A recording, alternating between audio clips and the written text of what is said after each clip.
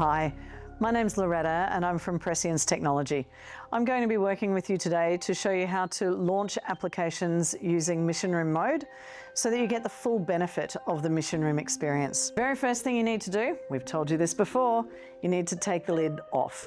So make sure you put that lid somewhere safe, and we're simply going to use the Radial launcher to open that up and give ourselves access to anything that we might want to launch on the mission room. You could also use your rocket launcher, but for today's demonstration, I'm going to use the Radial launcher. We have the little Windows icon. We're going to click on that. I'm going to bring that over to the folder icon, which gives an indication that you're now in something akin to Windows Explorer. And I'm going to go to my desktop, and I'm just going to tap once on a PowerPoint deck that I'd like to launch in mission room mode. It's that simple to open an application in mission room mode. I'll do it again for you with a different application.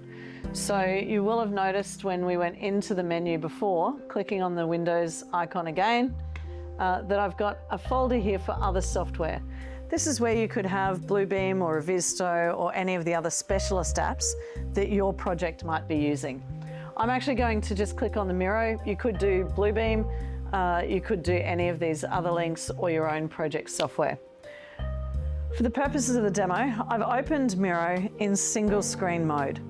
I'm going to spread that across the 3 screens quickly for you. I'm going to choose Miro and I'm going to spread it across the 3 screens and apply that. So now we have a different application launched in full mission room mode. We could have chosen 2 screens. You can't split the screens. You can't have one instance of Miro running on this screen, nothing in the middle, and something or Miro again on the other side. So they do need to be contiguous screens. But it's that simple to be running an application in mission room mode. Thanks for watching, and we'll see you next time.